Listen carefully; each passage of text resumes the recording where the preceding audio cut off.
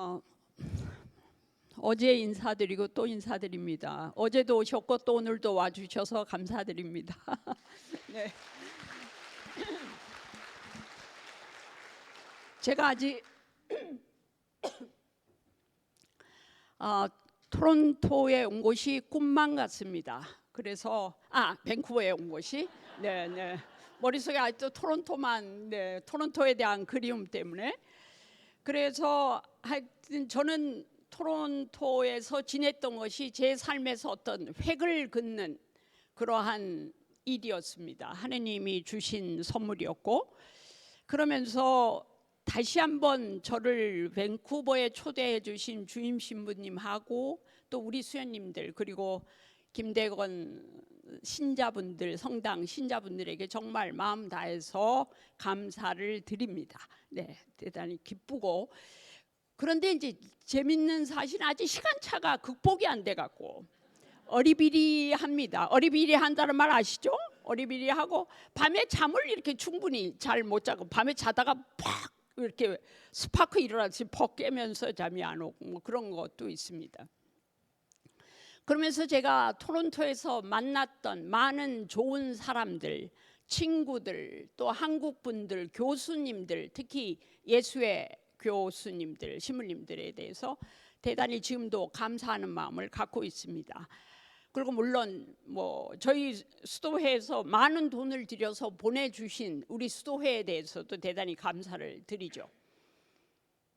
근데 이제 제가 만났던 많은 사람들 중에서 제가 잊을 수 없는 신부님이 이제 한 분 계시는데 예수의 회원인데 He's in heaven 하늘에 계시죠. 하늘나라의 제임스라는 신부님이신데 그때 이제 재밌는 것이 저하고 조안젤라 수녀님 분원장님이신 조안젤라 수녀님하고 그때 왜 미션 비정센터에 계셨던 전 데레사 수녀님 기억하시나요?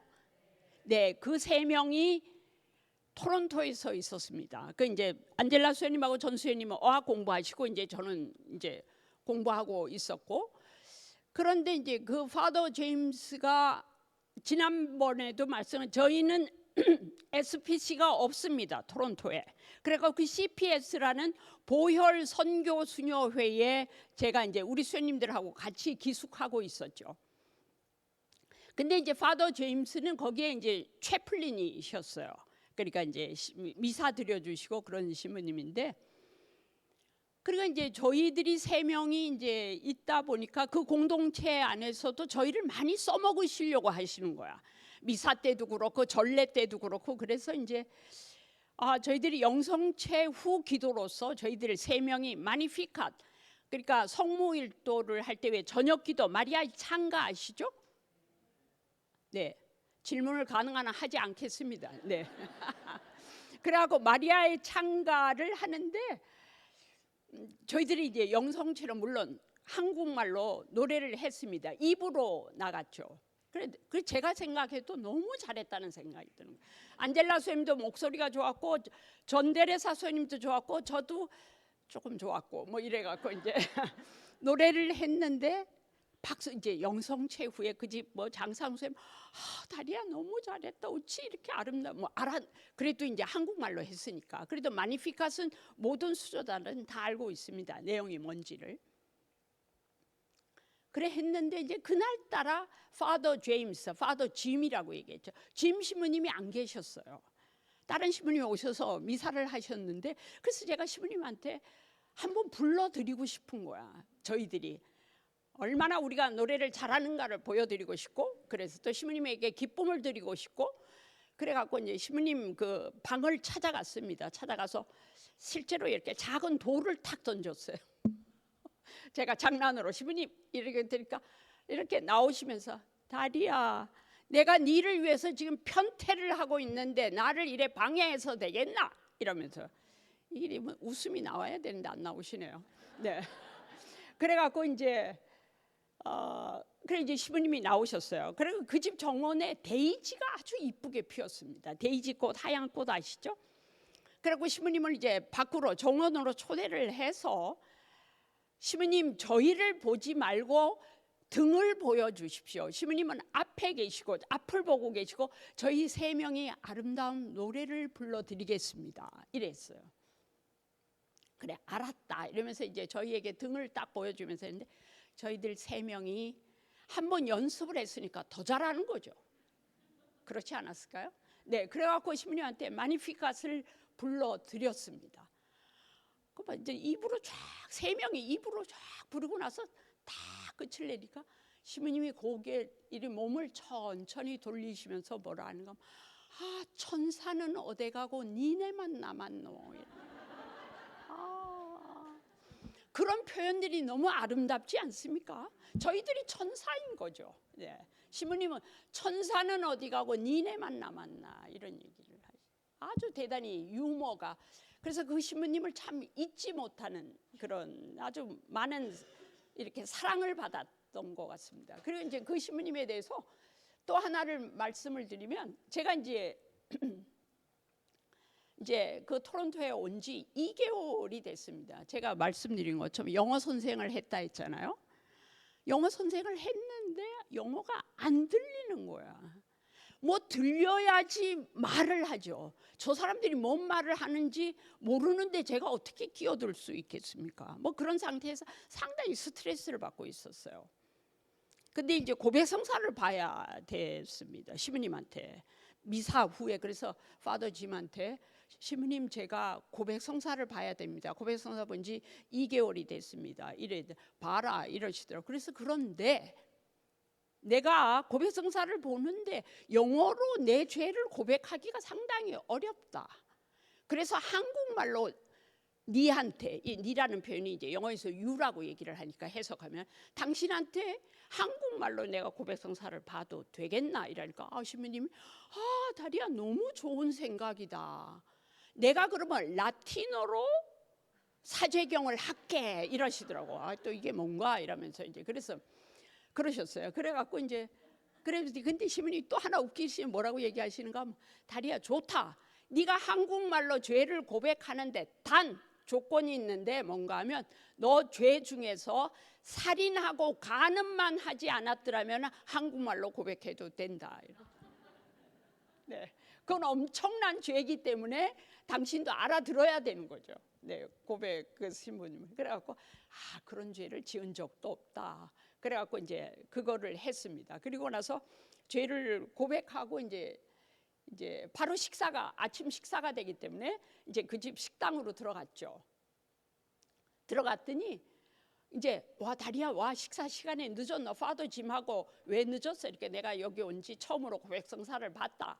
이러니까 뭐라 하는가 하면 엘리사벳 수녀님이라고 있는데 캐나다 수녀님인데 엘리사벳 수녀님 그럴 줄 알았으면 나한테 죄의 목록이 있는데 그게 이렇게 너가 체크하면 어떤 죄를 지었는지 너가 체크하면 될 건데 그러면 어렵지 않은데 이런 얘기했습니다. 그러니까 고백 성사에 대해서 왜 이렇게 유머가 왜 많은 조크가 오고 가고 그런 것들이 경험이 됩니다. 그러니까 이제 고백 성사를 하는 것이 이제 그 수녀님이 물론 죄에 대한 고백 그 리스트를 갖고 있지는 않습니다. 그런데 이제 저에게 내한테 1번 문항, 2번 문항, 3번 문항 이런 죄를 갖고 있으니까 네가 체크를 하고 내가 어느 죄를 지었지 이러면 네가 그거를 갖고 딱 듣고 고백을 하면 되지 않았나 이런 웃기는 이야기를 이제 시작으로 할까 합니다. 네. 재미있죠? 네.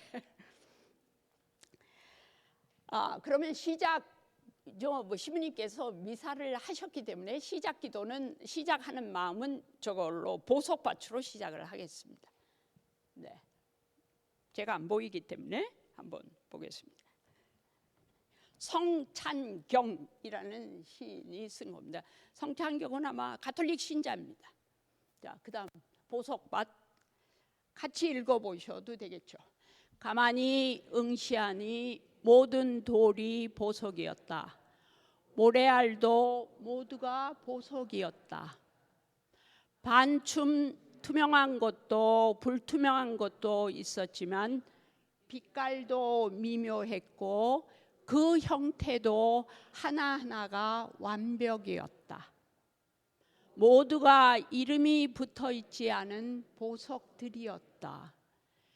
이러한 보석이 발 아래 무수히 깔려 있는 광경은 그야말로 하늘의 성좌를 축소해 놓은 듯 일대장관이었다. 또 가만히 응시하니 그 무수한 보석들은 서로 빛으로 사방팔방으로 이어져 있었다. 그 빛은 생명의 빛이었다. 이러한 돌밭을 나는 걷고 있었다. 그것은 기적의 밭이었다.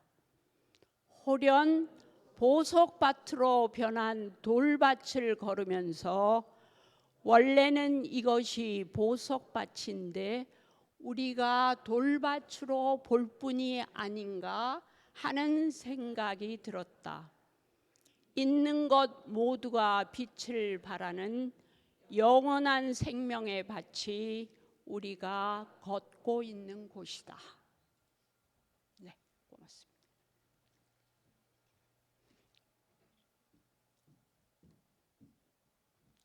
네, 제가 시작 기도로 보석밭을 택한 이유는 여러분은 스스로를 보석이라고 생각하시나요? 아니면 돌이라고 생각하시나요?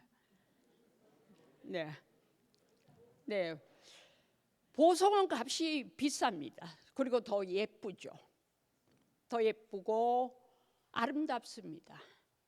그런데 저는 이 시를 여러분들에게 제가 특강을 할 때마다 소개를 시켜드리면서 저는 보석밭을 선호했어요.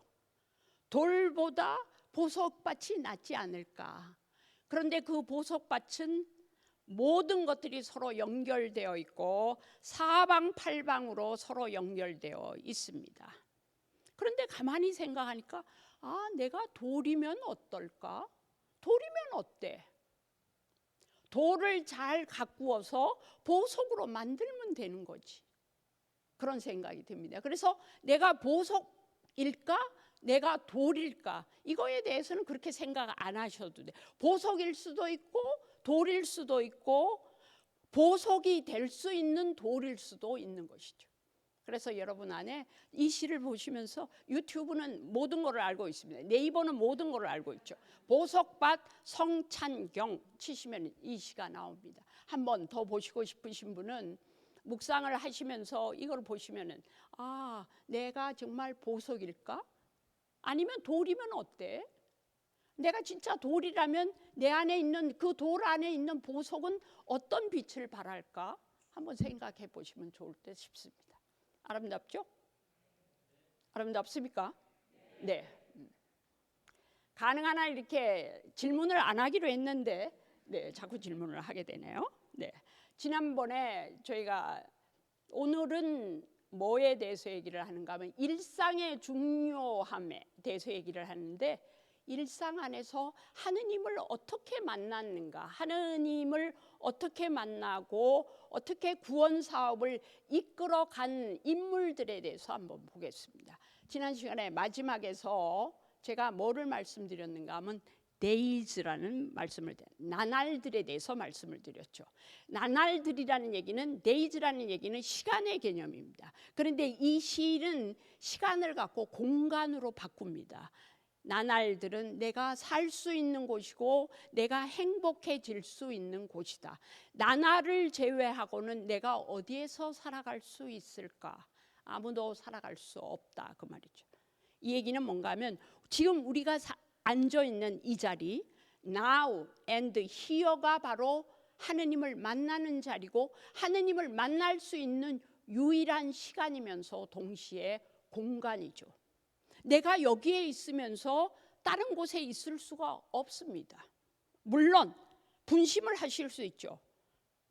다리아 수녀가 있었던 토론토에 있는 아들 생각할 수도 있고 다른 거 상상할 수도 있지만 그래도 오늘 이 시간은 지금 여기가 바로 하느님을 만나는 자리고 만나야만 하는 자리고 만날 수 있는 자리가 지금 여기 now라는 시간은 바로 하느님을 만나는 장소이라는 것이죠. 그래서 매일매일이라는 것은 우리들 안에 매일매일 우리 매일매일 우리에게 주어지는 날들이죠. 그런데 이제 일상의 중요성에 대해서 이야기를 하겠습니다. 하느님 저녁에 대해서 목소리가 조금 약간 하느님 나라의 가장 놀라운 일들은 어디에서 벌어지고 있을까? 바로 우리의 마음가짐 안에 또는 하찮게 보이는 것 안에서 은밀하게 일어나고 있습니다. 하느님 나라는 작고 수수해서 우리 자신을 포함해서 어느 누구도 눈치를 채지 못합니다. 아, 여가 하늘나라구나. 눈치를 채지 못해요.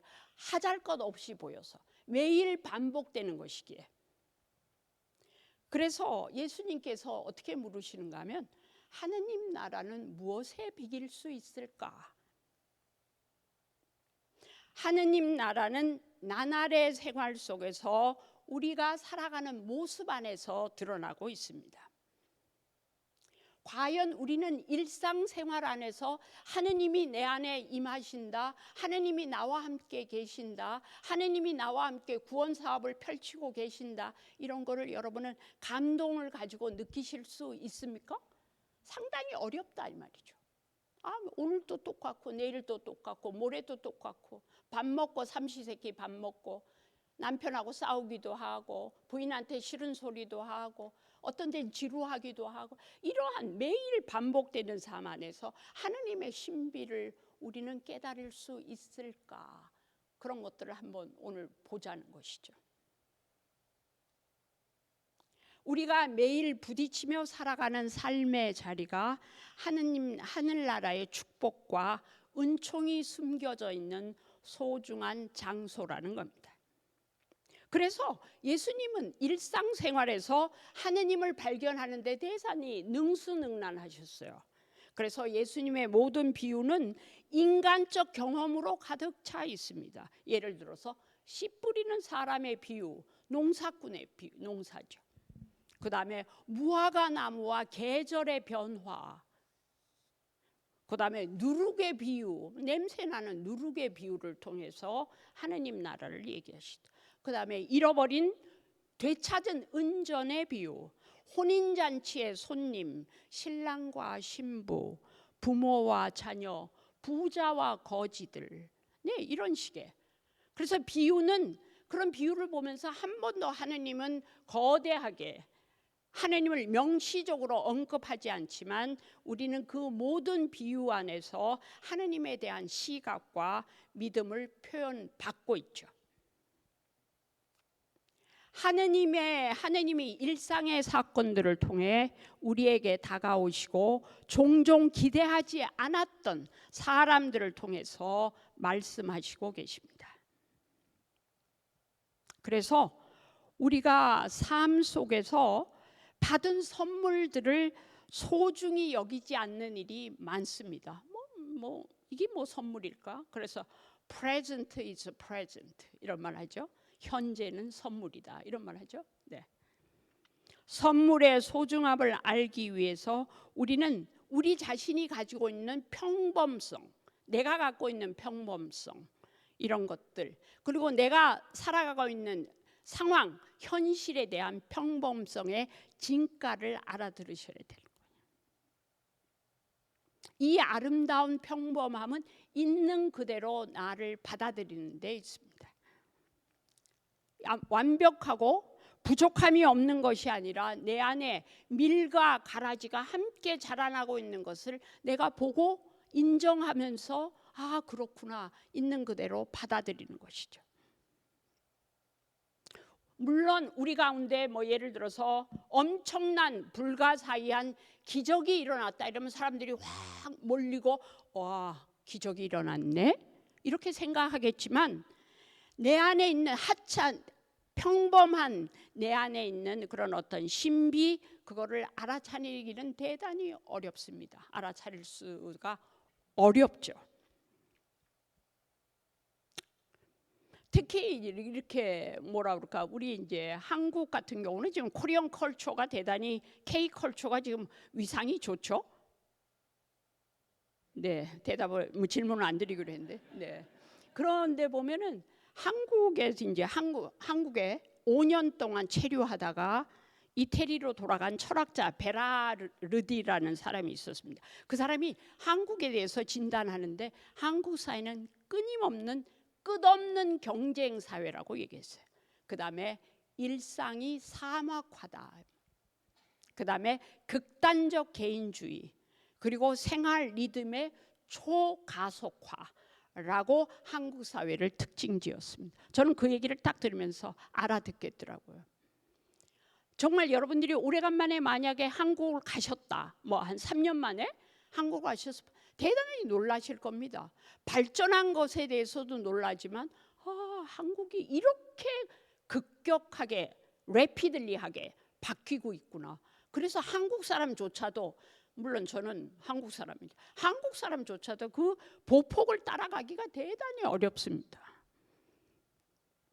그런데 제가 한국 분들과 이 김대건 성당에 계시는 한국 분들과 이래 보면은 훨씬 여기 분들이 뭐라고 할까요? 순하세요. 대단한 칭찬입니다. 순합니다. 순하고 이렇게 뭐라 그럴까? 제가 어제 그 강의 끝에도 말씀드린 것처럼 이렇게 누군가가 얘기를 하면은 그 얘기하는 것에 대해서 듣는 자세가 대단히 어떤 존경을 갖고 들으시죠. 뭐 그렇다고 해서 한국 사람들이 뭐 반드시 그거에 반대는 아닙니다. 그런데 아이들도 보면은 참 뭐라 그럴까, 이렇게 하여튼 급하죠. 급하고 이렇게 공부하는데 많은 경쟁 속에 있고 일이 힘듭니다. 그런데 여기는 이렇게 참 천천히 간다는, 천천히 가는 미학을 느끼는 거죠. 이렇게 모르겠습니다. 그렇지 않습니까? 네, 그렇습니다. 예, 아주 그리고 이렇게 소박하시죠. 이렇게 저희들 제가 대구 범어 성당에 특강을 간 적이 있는데 특강을 가면 딱 아줌마들 보면 최고로 좋은 옷 입고 나오시죠. 네, 네. 화장도 짙게 하시고 막 이러는데 정말 그냥 있는 그대로 이렇게, 그래도 뭐 좋은 옷 입고 나오셨죠 오늘은? 네, 집에서 일하실 때보다. 네, 그런 것들 안에서 참 이렇게 좋다, 이런 이렇게 왜 순수한, 그러면서 소탈한, 그러면서 그 왜 인간이 갖춰야 할 그런 예의, 이런 것들이 이렇게 좀 갖춰져 있는 듯한 그런 느낌이 듭니다.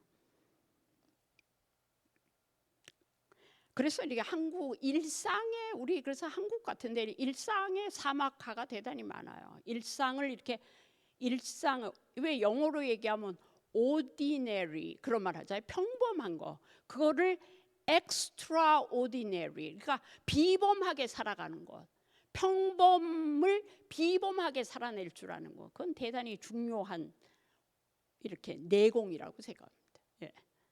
그래서 여러분들이 이제 어떻게 살아가는가, 이제 그거는 이제 저도 가르쳐 드릴 수 없고, 그것이 여러분들이 기도 안에서 또 사람들하고의 관계 안에서 여러분 스스로가 이제 찾아내야 되는 것이.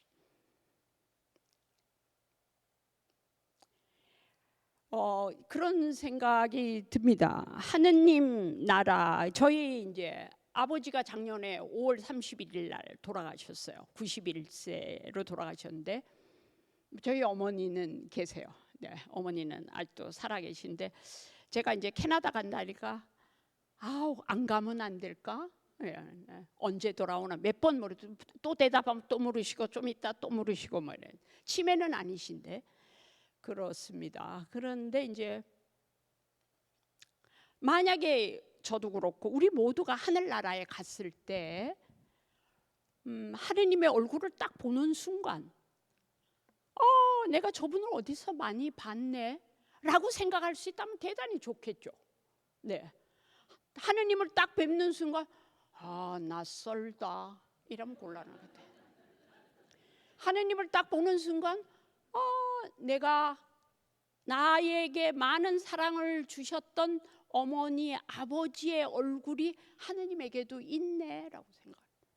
아니면 내하고 친한 뭐 뭐 예를 들어서 A라는 친구가 나에게 많은 우정을 경험케 해주고 사랑을 경험케 해준 그러한 좋은 친구의 얼굴이 내가 하늘나라를 딱 갔을 때, 하나님을 딱 배웠을 때 그 친구의 얼굴이 거기에 있었다면 하나님은 나에게 대단히 익숙할 겁니다. 하나님이 대단히 반갑죠. 낯설지 않고 친숙하죠. 그래서 나는 하나님에게 아주 편안하게 다가갈 수 있습니다.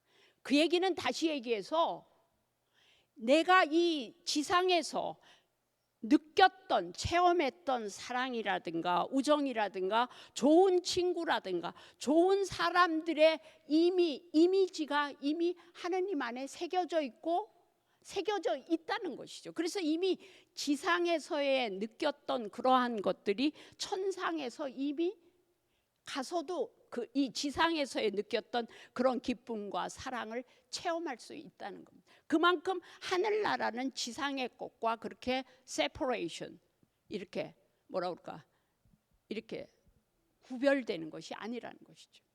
내가 이 지상에서 얼만큼 많은 우정을 느꼈고 사랑을 느꼈느냐에 따라서 하느님의 모습이 얼만큼 친숙한가 친숙하지 않은가를 느낄 수 있다는 것이죠. 저 말에 동의하시나요? 네. 그래서 하늘나라는 멀리 있는 것이 아닐 수도 있습니다. 하느님은 나에게 이상한 존재로 두렵고 뭔가 심판하시는 하느님이 아니라 이미 내가 지상에서 체험한 사랑과 우정을 그걸 바탕으로 해서 하느님을 다시 저희들이 보게 되는 것이죠. 그만큼 지상에서의 우리 인간들의 관계, 일상 안에서 만나는 사람들과의 관계는 대단히 중요한 거라고 생각이 됩니다. 하늘나라는 딴 데 있지 않습니다.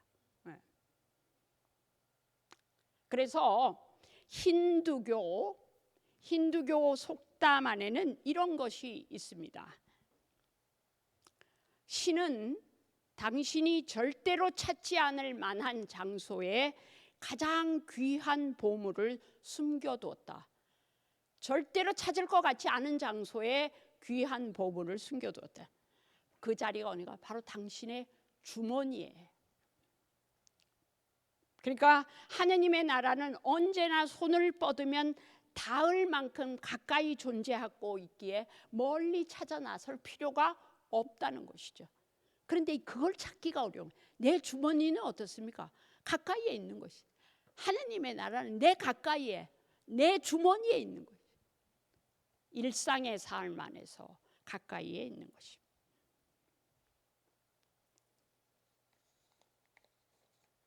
그래서 이제 일상의 삶 안에서 만나는 하느님을 이제 제가 여기 오기 전에 저기 안젤라 선생님한테 루키아하고 사마리아 여인과 시로페니키아 여인을 읽어 오시라고 얘기를 했습니다. 그죠? 안젤라 선생님 숙제를 안 하셔서 네, 아니 뭐 그건 그 중요한 것이 아니고 네. 루키 이야기를 아시나요? The Story of Ruth. 루키는 4장으로 되어 있습니다. 판관기와 사무엘 상 그 사이에 있죠. 루키는 시어머니하고 며느리의 이야기입니다. 그렇죠? 나오미와 룻의 얘기입니다. 네, 베들레헴이라는 땅에서 흉년이 들어서 모압 땅으로 이주를 합니다. 이 이제 나오미 엘리멜렉이죠, 신랑이. 뭐 그 시대는 가부장적인 사회죠. 남성 중심의 사회입니다. 그래서 아들 둘을 데리고 나오미라는 부인을 데리고 엘리멜렉이 모압 땅으로 갑니다. 가는데 그 모압 땅에 또 흉년이 들었어요. 그래서 흉년이 들기 전에 모압 땅에서 엘리멜렉이 죽습니다. 남편이 죽죠. 그 다음에 두 아들마저도 죽습니다. 그러면 누가 남았는가 하면 나오미라는 시어머니와 룻이라는 며느리와 또 하나의 며느리가 있는데 오르파라는 며느리입니다. 그래 있는데 그러면서 시어머니가 뭐라 하는가 하면 나오미가 아주 재밌는 유머를 쓰죠. 저는 그걸 유머라고 생각합니다. 나는 이 나이에 더 이상 아들을 낳아줄 수가 없다. 아들을 낳아줄 수 없으니까 니네는 니네 민족 남자들하고 결혼해라. 나는 베들레헴으로 가겠다. 이런 이야기를 합니다. 그러니까 오르파가 둘째 며느리죠. 둘째 며느리가 네, 어머니 말이 맞는 것 같습니다. 뭐 그런 이야기는 구체적으로 나오지는 않습니다. 그렇지만 어머니 말씀이 맞습니다. 네, 지당하신 말씀이죠. 나는 모압 여인이기 때문에 모압 남자랑 재혼해서 살겠습니다 하고 그 이야기에서 오르파는 사라집니다. 더 이상 나오지가 않죠. 1장에서 잠시 나왔다가 사라지죠. 그런데 룻이라는 모압 여인은 아닙니다 어머니, 나는 어머니를 따라가겠습니다. 어머니의 결례가 나의 결례이고 어머니의 민족이 나의 민족이며 어머니가 모시는 하느님이 나의 하느님입니다 라는 것을 고백하면서 룻은 나오미를 따라갑니다. 우리나라에서도 외국에서도 그렇습니다. 시어머니와 며느리의 관계는 상당히 어려운 관계입니다. 그렇죠? 네. 크게 얘기하셔도 됩니다. 다 저를 보시고 계시기 때문에 상관이 없어요. 네. 그래갖고 한국에서는 며느리가 시금치도 안 먹는다고 해야 돼요. 시로 시작하기 때문에. 네. 네. 대단히 어렵죠. 저는 모르겠습니다. 결혼 안 해봐서 며느리가 근데 저희 어머니가 좋으신 분이거든. 제가 생각하기에 그냥 사람 대 사람으로 봤을 때도 어머니가 아주 위대하신 분이에요. 근데 어머니를 딱 보면서 어머니가 한 번은 제 큰 올케를 흉을 보시더라니까 저한테. 그래, 이것이구나. 예. 네. 시어머니와 며느리는 어렵구나. 네, 제가 느꼈죠.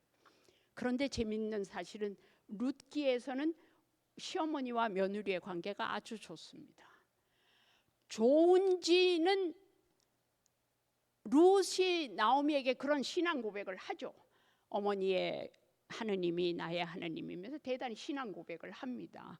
그러면서 이제 룻과 나오미가 베들레헴으로 이제 걸어가듯이 차를 타고 가는지 차가 있었는지 그건 모르겠습니다. 대단히 먼 길을 갑니다. 그런데 이 룻기는 결론으로 말씀드리면은 하느님이 개입하지 않습니다. 즉 뭔 말인가 하면 하느님이 야훼께서 아브라함을 보고 떠나라라고 얘기했을 때 목소리를 하느님은 들려주시죠. 네, 떠나라 이렇게. 근데 이 룻기에서는 하느님은 invisible, 보이지 않습니다. 하느님은 숨어 계신 하느님이죠. 그러면서 두 명의 여인이 구원의 역사를 이뤄가는 것을 하느님은 잠정적으로 숨은 모습으로 개입하고 계십니다. 여러분들 삶 안에서 하느님의 목소리를 들으신 분이 계시나요? 들으신 분이 계실 수도 있겠죠.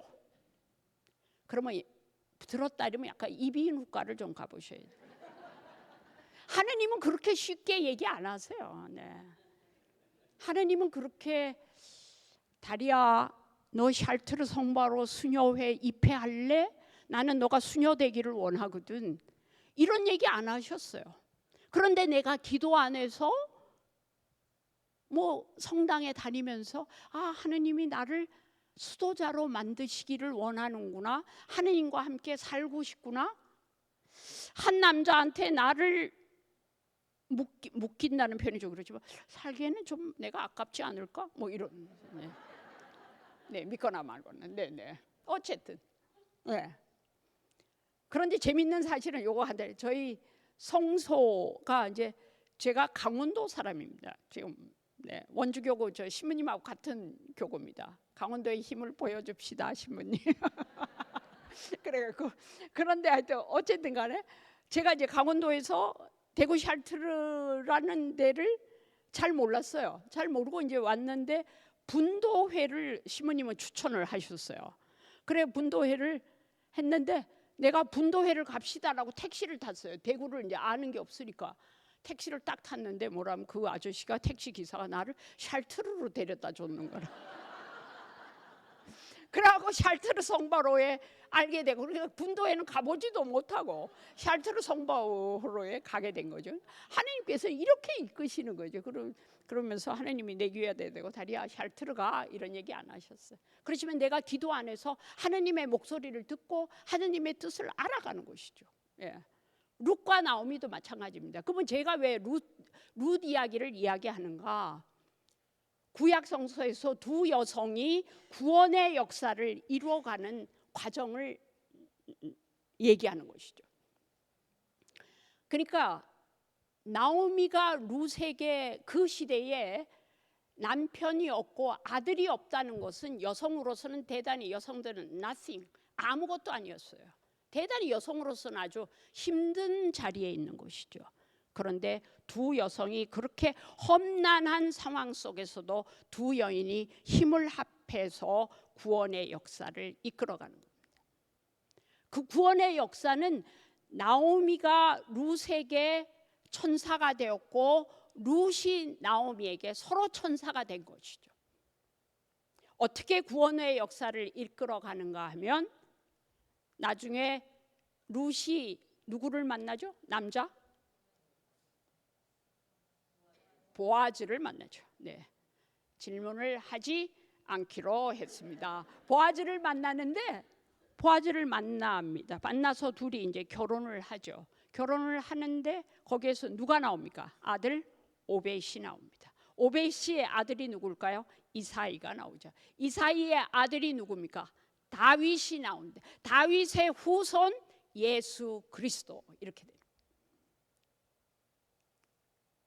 구원의 역사의 정점을 찍는 예수 그리스도가 바로 룻이라는 이방 여인을 통해서 구원의 역사가 이루어지는 거예요.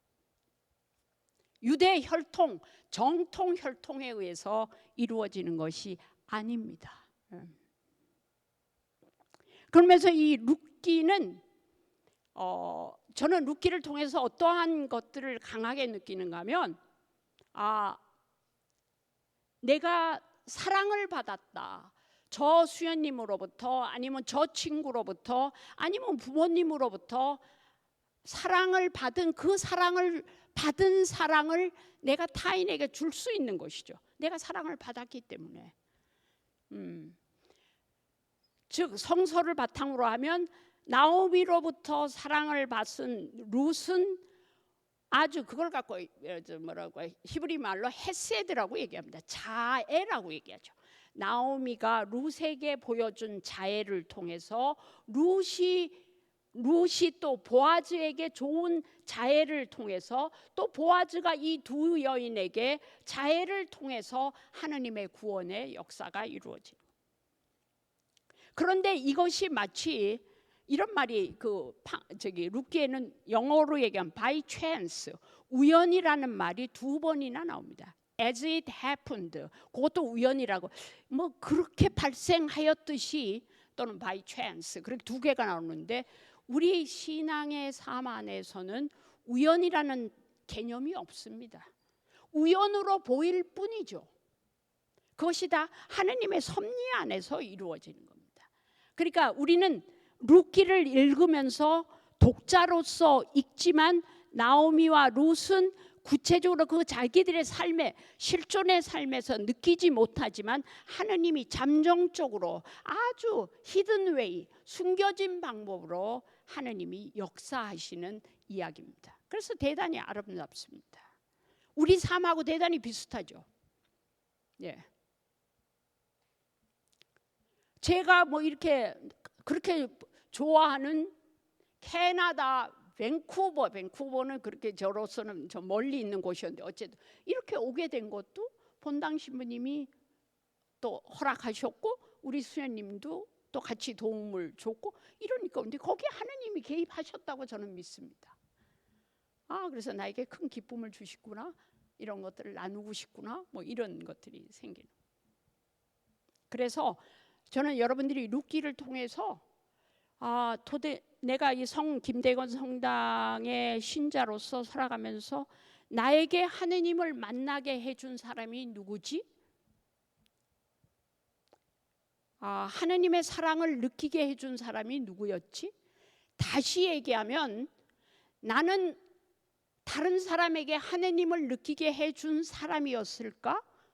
한번 생각해 보시면 좋을 텐데. 내가 만약 룻이라면,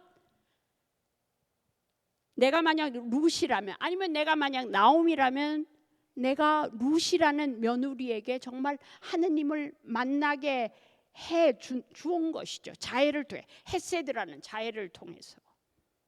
왜? 그러한 하느님을 만나게 해준 에이전트가 내가 되었는가? 그런 거 한번 이렇게 묵상하시면 좋을 듯 싶습니다. 제 말 이해되시죠? 네. 요거는 이제 제가 한번 저의 경험입니다. 하느님하고의 경험인데, 제가 이제 캐나다에서 공부를 하고 나서 토론토 대학을 졸업한다는 건 어렵습니다. 네. 네. 늙은, 예, 나이가 순교원에 늦게 들어가서 이제 늦게 유학을 보냈으니까 이제 늦게, 그래서 소위 말해서 이 머리에 있는 모든 구멍에서 연기가 나올 정도로, 그 정도로 공부를 했어요. 또 하고 또 하고. 근데 정말 좋은 친구들을 많이 만났습니다. 좋은 교수님들도 많이 만나요. 예. 아주 재미있었습니다. 재미있었어요. 그리고 이제 그래 이제 공부를 마치고 딱 왔는데, 한국 돌아왔죠. 왔는데 너무 몸이 아픈 거예요. 몸이 많이 아프고, 그래서 그래 몸이 아프고 어디 갑니까? 병원에 가서 뭐 이런데, 몸이 아픈 것 중에서 어디가 아프면 여러분 이명 아시나요? 네, 귀에서 이렇게 들리는 거. 저는 참 건강합니다. 6남매 맞이였으니까, 아버지가 23살에 결혼하시고 어머니가 19에 결혼하셨으니까 저를 낳았으니까 뭐 첫째로서는 상당히 건강한 조건이죠. 그런데 그래서 아프지를 않았어요. 근데 이제 공부를 딱 마치고 왔는데 이명이 들리는 거야. 그랬을 때 짜증이 화가 나는 거예요.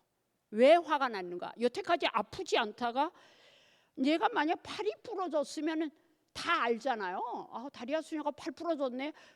왜 부러졌어? 이렇게 묻잖아요. 근데 이명은 내만 들리는 거야. 그게 부화가 나는 거야, 하나님한테. 정말. 그래갖고 하나님한테 대들었습니다. 어떻게 대들었냐고요? 막 대들었죠. 막이라는 부사를 써요. 막 대들었어요. 그래서 제가 휴가를 갔는데, 집에 그때 부모님이 서울에 계셨는데, 휴가를 갔는데 너무 화가 계속 들리고, 근데 그렇게 뭐 아프지 않은 상태였다가 조금 아프니까 뭐 내로서는 막 그게 큰 병인 거죠. 차라리 하느님 팔을 뿔 떼십시오. 그러면 모든 사람이 다 알고 있는데 이 이명은 내하고. 그래서 제가 딱 생각해요. 하느님하고의 싸움이 시작됐구나. 딱 그렇게 느꼈어요. 그러면서 내가 하느님한테 대들었어요. 막 18자 이거 있잖아요. 이렇게. 이것도 하나님한테 막 썼어요. 정말. 네, 오래전 얘기죠. 막 썼어요. 뭐 왜 하는가? 뭐 공부 시킬 때는 언제고, 와 나에게 이렇게 참기 어려운 힘든 일을 주세요. 팔을 뿔 떼세요. 남들이 이건 금방 나올 수 있잖아요. 막 이러면서 막 대들었어요. 근데 제가 금방 후회를 하는 스타일입니다. 그래 하나님한테 미안한 거예요. 너무 대들어가 미안해서. 그래갖고 이렇게 이제 집에서 이제 휴가 중인데 이렇게 얇은 누비 이불을 이렇게 덮고 있다가 너무 미안해서 하나님에게 꽃을 드렸어요. 실제로 꽃을 드린 게 아니고 상상 속에서 이렇게 분홍색 장미, 쫀쫀한 장미, 팍 퍼진 거 말고 쫀쫀한 장미를, 분홍색을 딱 2송이를 드렸어요. 미안합니다. 화해를 청합니다. 이러면서. 그런데 이제 분홍색 장미를 드리고 나니까 좀 다양한 색깔을 좀 드렸으면 좋겠네. 그때가 겨울이었습니다. 제가 휴가 간 데가 겨울이었는데, 왜 후리지아가 노란색 후리지아가 있고 왜 뭐라 그럴까 아이보리색 후리지아가 있잖아요. 그래서 나는 노란색보다는 아이보리 후리지아를 드렸어요. 약간 좀 특색 있게. 그래서 후리지아를 딱 드리고, 그 다음에 색깔 배열로 분홍색 있고 후리지아가 아이보리가 있고 약간 창포 보라색을 좀 드리고 싶어요. 창포를 딱 드렸어요. 화해하이시도. 그리고 아까 내가 정말 나쁜 문자까지 썼는데 용서하이소 이러면서 대답이 없으시더라고. 네, 그래갖고 이제 휴가를, 그때가 마지막 날이었어요. 휴가를 마치고 이제 대구로 왔습니다. 대구로 왔는데 제하고 같이 그때 이제 신학교에 있었어요. 신학교에 있었는데 그 수녀님하고 이제 그 수녀님은 부산 사람입니다. 그래서 뭐 부산 사람들끼리 만나면 부산 갈매기 뭐 이러면서 신호를 서로 보내더라고. 뭐 하여튼 부산 수녀님인데 그 제가 이제 휴가를 마치고 오니까 저보다 선배시죠. 언니 수녀님 휴가 잘 갔다 왔습니다. 뭐 이렇게 어디를 가고 뭐 어디 막 이렇게 보고를 했어요. 그랬더니 수녀님이 다리야 시끄럽다. 네 방에 가봐라 이러니 아주 부산 사람답게. 부산 사람들이 터프하거든요. 혹시 부산 사람 계시나 모르겠어요. 네. 그래서 얘 휴가 갔던 얘기는 집에 와서 나중에 밥 먹을 때 얘기하고 빨리 네 방에 가봐라 이러는 딱 제 방에 갔죠. 갔는데 까만 단지 항아리에 제가 드렸던 꽃이 그대로 창포가 복판에 후리지아가 분홍색 장미 쫀쫀하게 그래갖고 제가 이 얘기는 제가 할 때마다 울었어요. 근데 이제는 오랜 세월이 지나니 울지 않습니다. 네, 지금 여러분 앞에 울지 않아요. 웃음으로 얘기할 수 있어요. 그래갖고 제가 막 울었어요. 그 꽃을 보고 내가 드렸던 똑같은 색깔의 꽃이 세 종류가 있으면서 그것도 몇 배로 꽃이 꽂혀 있는 거예요. 검은 항아리에. 오 마이 갓. 그래갖고 네, 그러니까 이제 그때 바클라라 수녀님이었거든요. 바클라 수녀를 딱 쫓아. 내가 막 울으니까 다리야 네 꽃을 좋아하잖아. 왜 울어? 이러는 거야. 그래서 언니야, 그때 이제 편한 선배시니까 언니 수녀님 왜 이곳을 살려고 했어? 이러니까 자기가 시장을 딱 가는데 오늘 다리야 수녀가 휴가 마치고 오는데 꽃을 좋아하니까 내가 꽃으로 환영을 해야지라고 생각을 하고 꽃을 꽃집에서 샀는데 그게 후리지아 분홍색 장미 창포가 동시에 묶여 있더라는 거예요. 그걸 가지고 사가지고 와서 집에 있는 항아리에다 꽂은 거예요. 그래갖고 내가 좀 감동을 받아서 네, 고맙습니다. 감동을 받았죠. 받고 내가 느낀 거는 하느님도 나는 그때 제가 건방진 생각인지 나는 하느님께 인격적으로 대들었다는 생각이. 하느님은 나에게 인격적으로 응답하셨어요. 하느님은 나의 아픔을 아시고 응답을 하셨다는 생각. 하느님도 꽃으로 응답하시면서 나에게 잘 보이시려고 애를 쓰신다는 생각. 하느님도 너의 아픔을 내가 함께 이해하니까 네가 준 꽃으로 내가 몇 배로 보상을 하리. 그렇지만 내 귀에다 대고 다리야 이 꽃을 내가 준비해서 이런 얘기 안 하시. 그렇지만 그 글라라 수녀님은 나에게 하느님을 만나게 해준 에이전트죠. 네. 여러분 각자 삶 안에서 물론 부부들도 마찬가지죠. 남편은 나를 하느님을 만나게 해주는 분, 신부님은 나를 하느님을 만나게 해주는 분, 수녀님도 나를 하느님을 만나게 해주는 분. 이러한 분들이 서로 많을수록 공동체에 많을수록 그 공동체가 아름다운 공동체가 되는 것이죠. 네. 이런 것들을 한번 묵상해 보시면 좋을 듯 싶습니다. 나는 과연 나오미가 룻에게 좋은 시어머니가 되었듯이 나는 정말 하느님을 만나게 해준 사람이 되었듯이 나는 정말 이 김대건 성당에 있는 다른 신자들에게 하느님을 만나게 해주는 에이전트 역할을 했는가.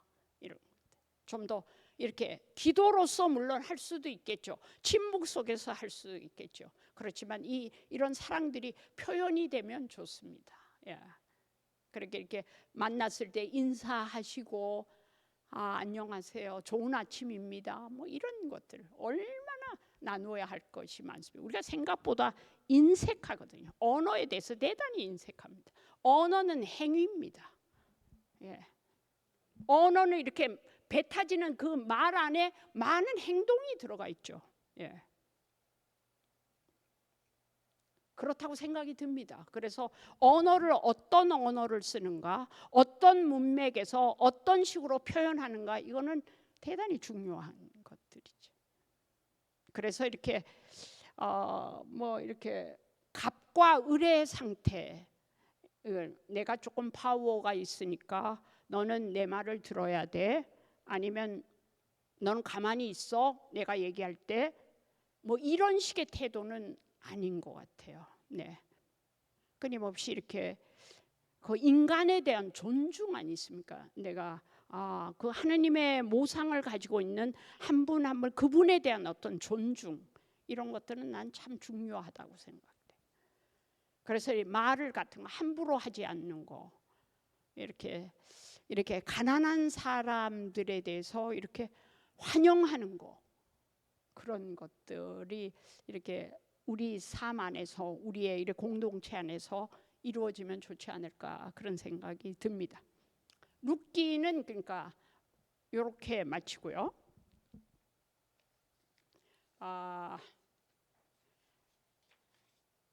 그래서 아까 룻은 다시 얘기해서 하느님이 숨어서 움직이는 책이 룻기입니다. 그래서 한번 나중에 시간이 되실 때 한번 룻기를 다시 한번 읽어보시면 좋죠. 사마리아 여인은 이제 요한복음 4장에서 나오는 1절에서 42절까지인데요. 사마리아 여인하고 예수님이 우물가에서 만납니다. 그렇죠? 시카르라는 야곱의 우물가에서 만나는데, 저는 우물이라는 단어라기보다 그 이미지가 대단히 좋습니다. 제가 어렸을 때 외갓집을 가면 외갓집 앞에 큰 우물이 있었거든요. 그래서 이렇게 어렸을 때 우물을 내려다보면 그 물이 샘솟으면서 아주 신선한 물이 그 우물에서 이렇게 올랐던 기억이 납니다. 구약에서 그러면 왜 요한복음 사가는 사마리아 여인은 이름이 없습니다. 그냥 이방인 여성이죠. 예, 이름이 없어요. 그래서 저는 이 강의를 할 때마다 사마리아 여인에게 이름을 붙여주고 싶은 거예요. 성이 사시고 이름이 마리아 아닐까? 이건 저의 착각이, 네, 쓸데없는 상상. 네, 그런데 어쨌든 사마리아 여인과 예수님이 우물가에서 만납니다. 예수님이 소위 말해서 요새 말로 하면 작업에 들어가시죠. 네, 먼저 나에게 give me a drink, 나에게 물을 달라. 지치신 예수님을 볼 수 있는 여성에게 먼저 물을. 근데 그때 사마리아 사람하고 유다인 사이에는 대단히 원수래도 그런 원수가 없을 정도로 아주 앙숙이었습니다. 그럼에도 불구하고 예수님은 사마리아 여인에게 물을 청하시죠. 남자가 여성에게, 유대 남자가 이방인 여성에게 물을 청합니다.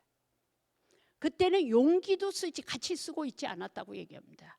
그러니까 뭐 컵을 주든지 뭐 두레박을 주든지 뭐 해야 먹을 물을 먹죠. 그렇습니다. 근데 이제 구약에서 우물이라는 것은 사랑이 이루어지는 곳입니다. 송복모 신부님이 말씀하시는 건데요. 아브라함의 아들이 누구죠? 이삭의 부인이 누구죠?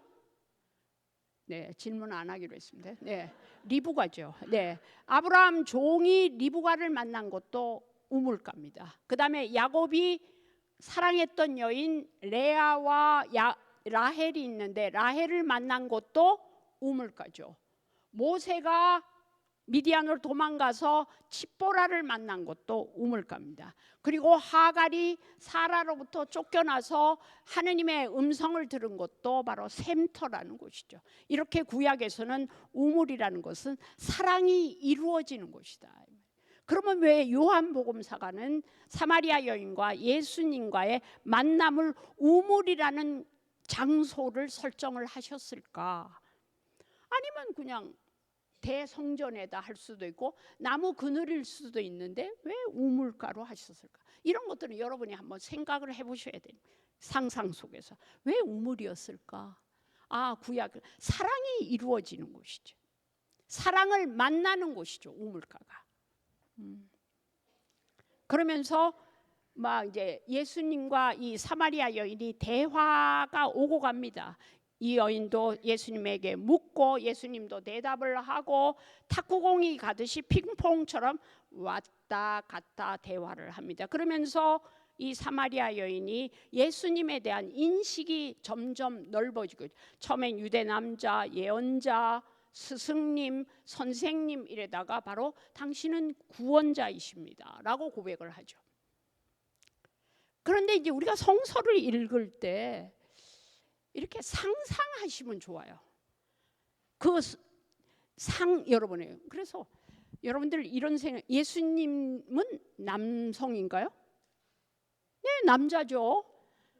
왜 이렇게 대답을 안 하시나요? 남자입니다. 예수님 남성이시죠. 근데 예수님 안에는 대단히 여성적인 이미지도 대단히 많으셨어요. 네. 만약에 제가 이렇게 생각하기에 여러분들은 다 성을 갖고 계십니다. 남성, 여성 이렇게 갖고 계시죠. 다 뭐 생물학적으로 다. 너무 남성이 남성 같을 때 매력이 없습니다. 여성이 너무 여성 같을 때 매력이 없죠. 저한테는 그렇습니다. 이렇게 남성도 대단히 섬세한 것이 있고 여성도 용기를 낼 때가 있고 이런 것들이 이렇게 좀 통합된 그러한 인격을 가진 사람이 참 좋죠. 그런데 예수님도 뭐 이런 질문을 하는 거에 대해서 좀 용서 뭐 안 하셔도 돼요. 용서 안 하셔도 돼요. 예수님도 좋아하는 여성 스타일이 있지 않았을까요? 저는 있었을 거라고 생각합니다. 사마리아 여인도 그렇고 시로페니키아 여인도 그렇고 다 여성들을 좋아하는 여성 스타일이에요. 그러면 예수님은 어떤 여성 스타일을 좋아할까? 저는 사마리아 여인에서 끊어낼 수 있는 거는 이 여인은 대단히 가만히 있는 스타일이 아닙니다. 끊임없이 질문을 하죠. 예. 질문하고 예수님의 한마디 하면 가만히 있지 않습니다. 그 말에 대해서 반박도 하고.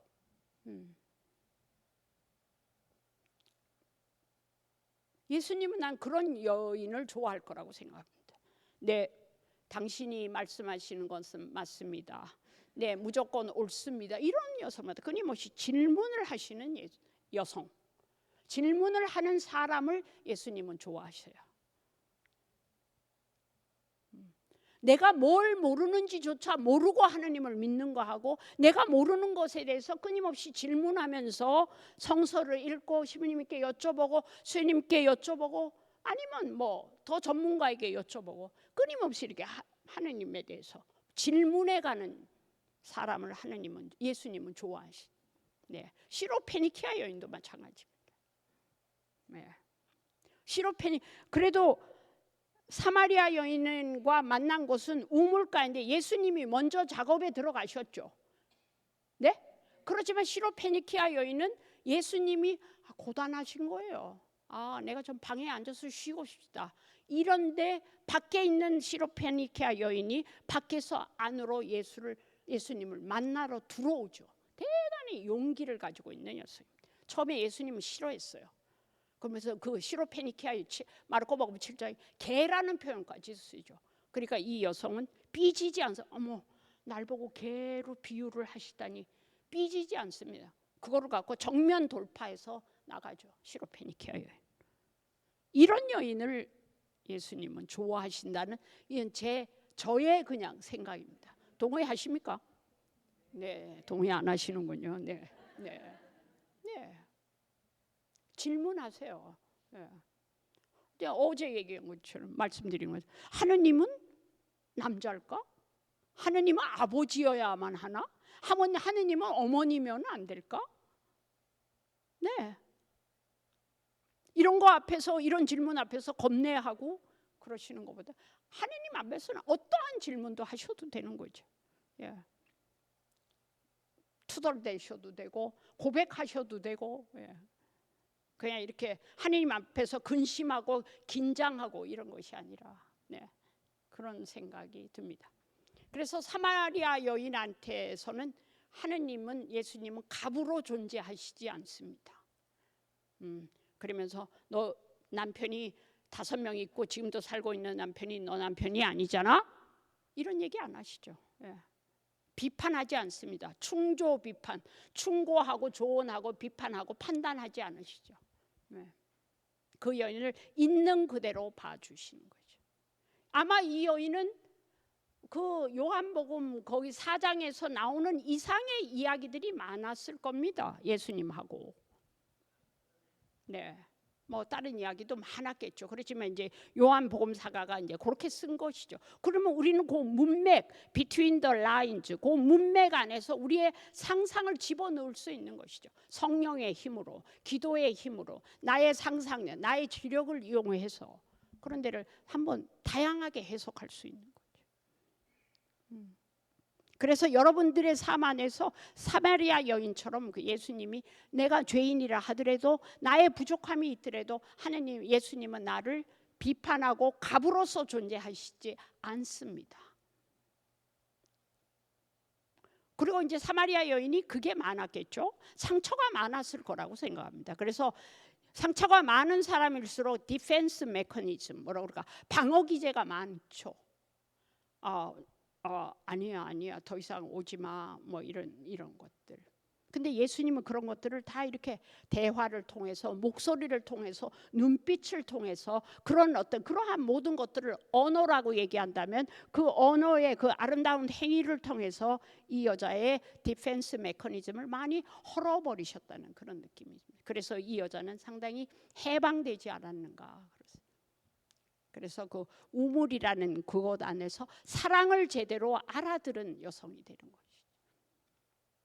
그래서 아까 우물이라는 곳이 사랑이 이루어지는 것이. 그래서 이 여인은 우물가에 물동이를 우물가에 놔두고 동네 사람들한테 뛰어가죠. 예수 그리스도가 예수님이 그리스도라는 것을 알리기 위해서. 대단한 변화인 거예요. 그 다음에 시로페니케아 여인도 이런 것들이 우물이라는 일상 안에서 이루어지는 겁니다. 우물이라는 일상. 이 우물은 일종의 뭘까요? 여자들의 수다 공간입니다. 수다라는 말이 조금 그렇지만 여자들이 모여갖고 물 기르러 와서 아우 잘 잤수? 어디 뭐 신랑은 잘 계시오? 뭐 이런 얘기부터 다 이루어지는 것이죠. 네, 우물가가. 그러면서 뭔가 하면 생명이 있는 곳이죠. 물이 있는 곳이죠. 네. 그런데 그런 우물가 일상적인 삶 안에서 예수와의 만남이 이루어지는 것이 바로 사마리아 여인의 이야기입니다. 시로페니키아 여인은 그냥 간단히 말씀드리면 뭐라 그럴까? 그리고 시로페니키아 여인은 이제 말 그대로 시리아 페니키아 여인이죠. 이거는 지금 말하면 공간적으로 지리학적으로 얘기하면 레바논이라고 얘기합니다. 근데 실제로 레바논 사람들이 협상에 딜하는데 대단히 전략이 높다고 얘기합니다. 왜냐하면 역사적으로 이렇게 좀 다른 나라의 침입을 많이 받았다고 얘기해요. 그래서 이렇게 그리고 무역이 발달을 했고 이래서 사람들하고 이렇게 장사하시고 딜을 잘한다고 얘기해요. 그거를 내가 딱 듣고 보니까 시로페니키아 여인이 훨씬 더 이해하기가 재밌고 쉬운 거예요. 시로페니키아 여인도 모르겠습니다. 그 여인이 밤에 찾아왔는지 낮에 찾아왔는지 아니면 예수님이 방 안에 계실 때 다른 남자들도 있었는지 모릅니다. 우리는 그 성서 내용으로는. 그건 이제 여러분의 상상에 맡기는 거죠. 이 여자의 목소리가 어땠는지, 예수님의 그때 지치셨을 때 혼자 있고 싶어 하시는 그때 여성이 딱 쳐들어왔다니까. 쳐들어왔을 때 나 예수님이 참 나 좀 쉬고 싶네. 그럴 때 예수님이 어머 이상하네 이렇게 생각하시지 말고 인간적인 예수님을 볼 수 있는 거죠. 예수님도 피곤하실 때가 있구나. 피곤하실 때 혼자 있고 싶으실 때가 있구나. 이렇게 생각해요. 그러니까 이래 딱 보니까 그 시로페니키아 여인에서는 누가 나오는가 하면 예수님 등장인물이 예수님과 시로페니키아 여인과 또 누가 나오나요? 딸이 나오죠. 근데 딸은 여기서 얘기를 하지 않습니다. 그 이야기에서는 시로페니키아 여인과 예수님과가 대화가 이루어지죠. 이게 시간이 자꾸 이렇게 되는데 그러면서 제가 그때 생각한 거는 제가 이제 학교에 있어 봐서 잘 압니다. 한 중학교 2학년 정도면은 뭐 대단히 이 신체적으로도 그렇고 심리적으로도 그렇고 대단히 이렇게 케이오스 혼돈의 상태죠. 그래서 한국에서는 이런 웃기는 얘기를 합니다. 한국에서는 중학교 2학년이 무서워서 김정은도 쳐들어오지 못한다. 뭐 이런. 네네. 그런데 그 정도의 그러니까 어머니가 봤어요. 근데 여기 시로페니키아 여인도 그렇고 남자는 나오지 않습니다. 아빠는 나오지 않죠.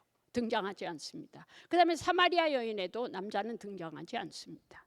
그런데 이제 그러니까 어머니 입장에서는 우리 딸이 악령이 들렸다 이런. 야, 그래서 악령을 고쳐 주십시오. 그런데 예수님께서 리모컨을 딱 들고 딸을 향해서 나아라 이렇게 하실 수도 있으신 분이겠죠. 그런데 예수님과 시로페니키아 여인이 대화를 했습니다. 대화를 하면서 네 딸이 뭐 중학교 2학년 정도 되면 머리에 파마도 하고 뭐 짧은 치마 입고 손톱에 물들이고 뭐 화장도 하고 중학교 2학년들 많이 그러거든요. 제가 학교에 있어봐서 알죠. 그러니까 어머니 입장에선 딸이 마귀 들린 것 같아, 악령이 들린 것 같은 거야.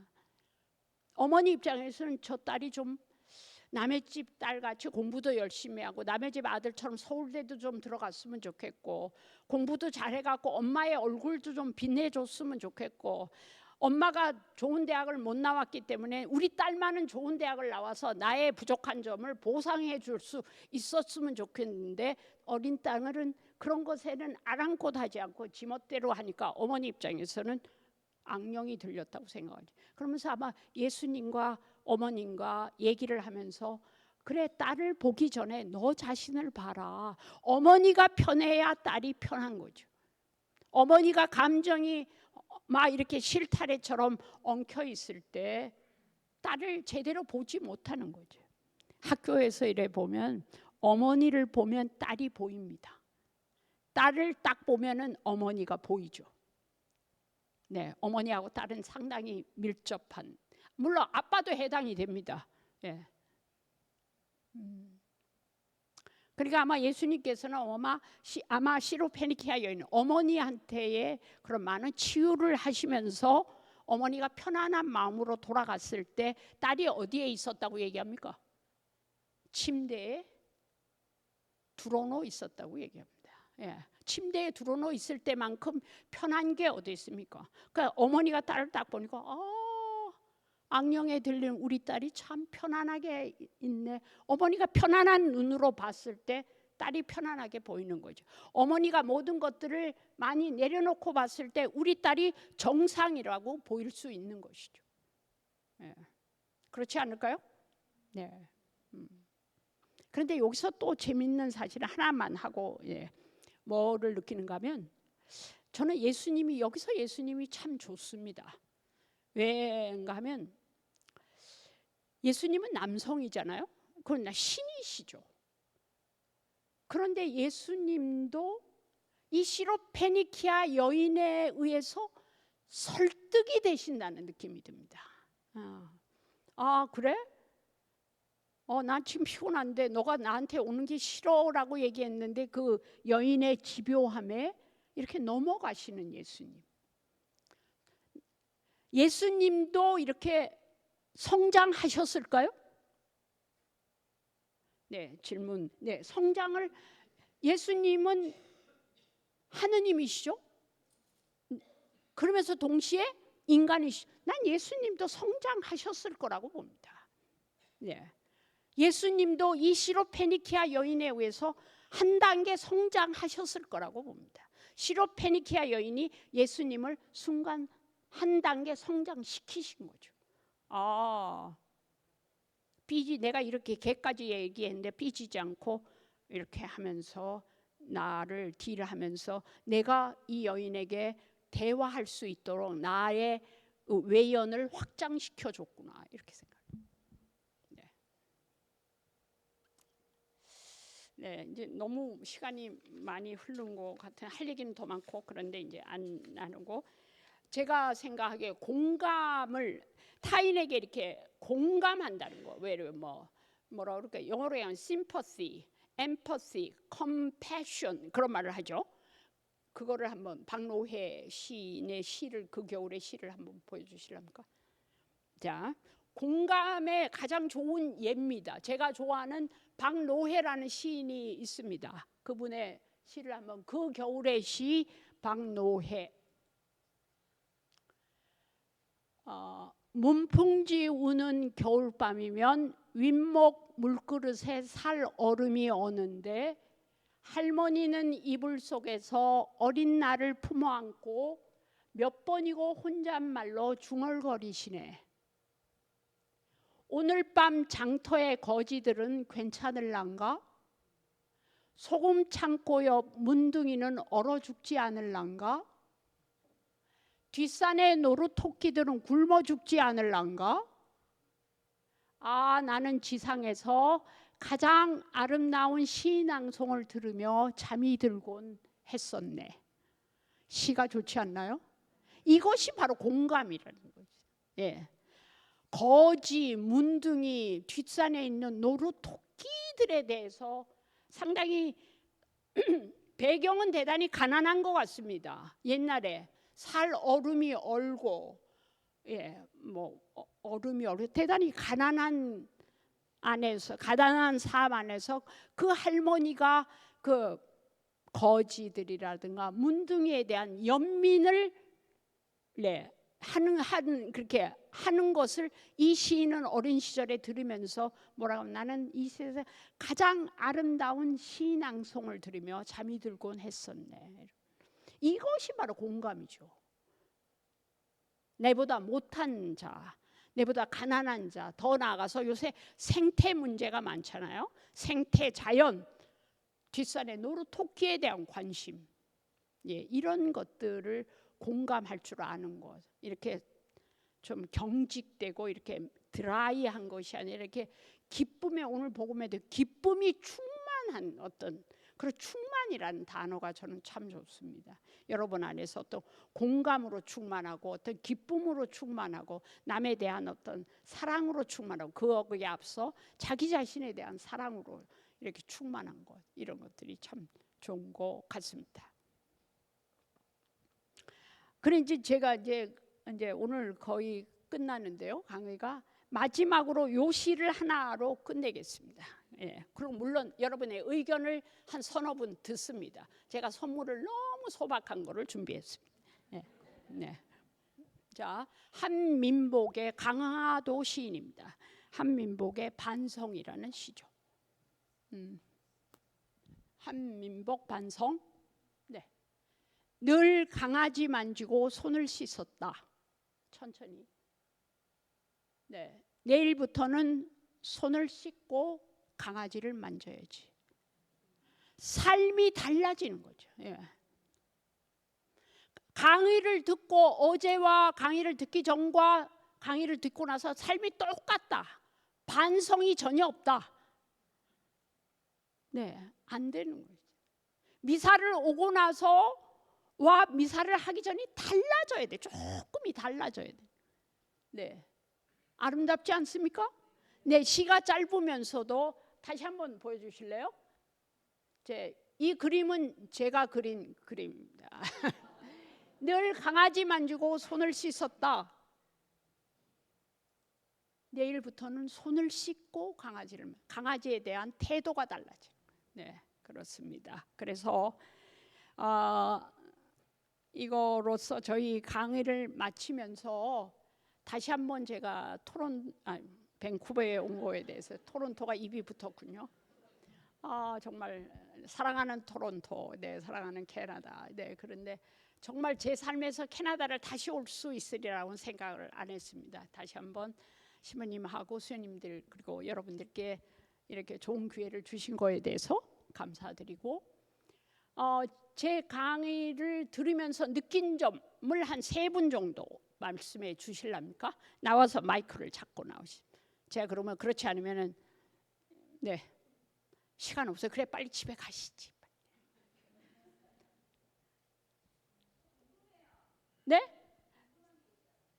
누구요? 나오세요. 아니 마이크가 이명은요. 이명은 나지지 않았어요. 그런데 이제 작게 내가 고맙습니다. 작게 들린 그때는 너무 크게 들렸는데 이제는 작게 들립니다. 그리고 이렇게 강의를 할 때는 전혀 들리지 않는데 기도하려 하면 들리는 거 보니까 기도를 하지 말라는 얘기가. 농담입니다. 그런 게 있고, 고맙습니다. 예, 그거는 선물을 안 드립니다. 네. 감사합니다. 네, 헨리코 씨 한번 헨리코 씨 계시죠 여기? 네.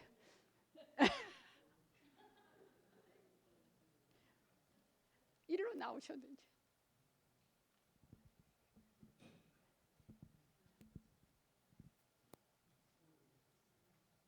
감사합니다. 네, 이틀에 걸쳐서 수녀님 강의 잘 듣고 좋은 말씀 잘 듣고 갑니다. 특히 마지막에 그 공감에 대해서 좀 더 집사람에게 공감을 해줘야 되겠다 하는 결심을 하게 됐습니다. 네, 감사합니다. 고맙습니다. 네. 그다음에 이쪽에 누구 한 분? 아, 선물 나중에 헨리코 씨 선물 드려야 돼. 빨리 여기 이쪽에 누구? 다 하실 때까지 안 끝냅니다. 빨리.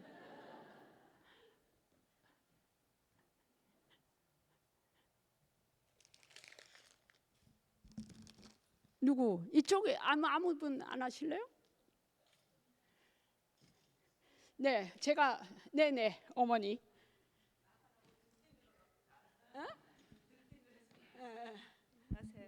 네, 오늘 그 성서 속의 그 여인들을 보면서 들으면서 나는 어떤 신앙인으로서 하느님한테 어떤 딸인가, 그리고 또 내 개인적으로는 나는 어떤 엄마인가, 또 나는 어떤 아내인가 한번 돌아보게 됐고요.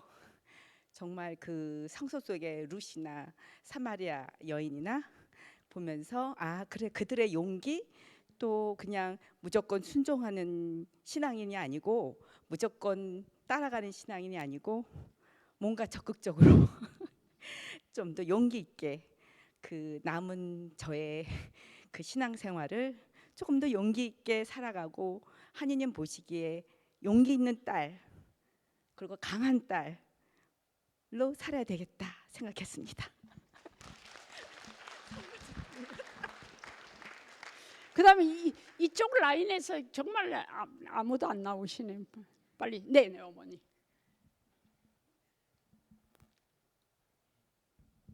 좀 창피한데. 어제 말씀 중에 오늘 아니고 어제 궁금한 게 있어요. 착한 여우하고 악한 여우하고 누가 이길 거냐고 물어보셨잖아요. 근데 저는 그 수녀님이 밥을 주는 여우가 이긴다 그랬는데 악한 여우한테도 밥을 주면 착해지나요? 아니면 저 그게 궁금했거든요 오늘. 그래서 악한 여우. 예. 네, 한번 그건 여러분 각자에게 한번 생각해 보세요. 이 질문 이해되시죠? 네. 악한 여우에게 밥을 줬을 때 착한 여우로 바뀌면 좋겠죠. 네. 더 뚱뚱해지면서 더 악해질 수도 있어요. 그래서 그게 답이 뭔지 궁금했었거든요. 예, 밥을 주는 여우가 이긴다. 그럼 악한 여우한테 밥을 주면 악하게 이기나? 착한 여우를 이겨갖고 나쁘게 만드나? 이런 생각이 들었거든요. 만약에 뭐 그거는 다른 버전들이 많습니다. 예를 들어서 우리 안에는 2마리의 개가 있단다.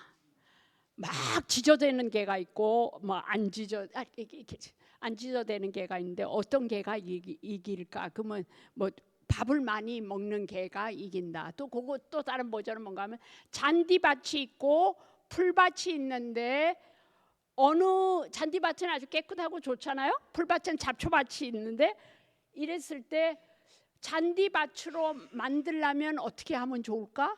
물을 주는 곳이 결국 성장을 하게 된다 이 말이죠. 그러니까 잡초밭과 내 안에 잡초가 있고 내 안에 잔디가 있고 내 안에 꽃밭이 있는데 잡초가 크게 하는 것과 꽃이 크게 하려면 어떻게 돼야 되는가? 꽃이 크게 되면 꽃밭에다 물을 줘야 된다. 끊임없이 내가 관심을 두고 그런 쪽에 관심을 두고 그런 버전이죠. 아니 그냥 착한 여우에게 밥을 주라는 거지. 네네. 그렇죠. 착한 여우에게 밥을 주라는 거죠. 네, 내 안에 좋은 심성을 많이 갖고 가라는 거죠. 네, 네, 네, 네, 네.